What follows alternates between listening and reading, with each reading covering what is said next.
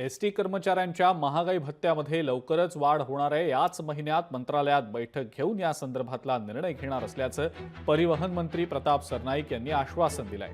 महागाई भत्ता 46%वरनं 53% करण्याची कर्मचाऱ्यांनी मागणी केलेली आहे। एसटी कर्मचारी संघटनेचं राज्यव्यापी अधिवेशन सुरू आहे। एसटीच्या ताफ्यात 5 वर्षात 25,000 बसेस दाखल होणार आहेत।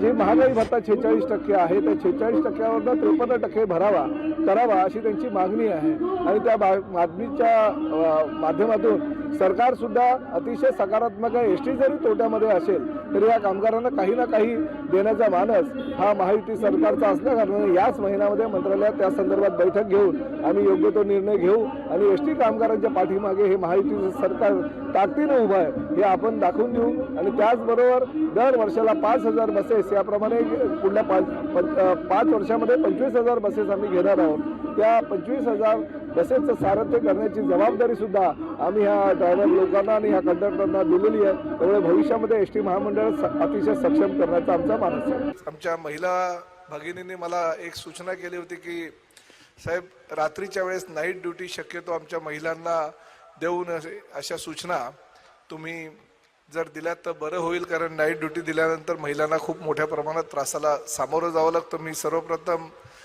आज घोषितच करतो की आमचे माधव कुशेकर जे उपाध्यक्ष आहेत की नाईट ड्युटी महिलांना देत असताना ती 8-9 वाजेपर्यंत ड्युटी किमान 8च्या आत कशी संपेल याची खबरदारी आपल्या महामंडळाने घेणं गरजेचं आहे।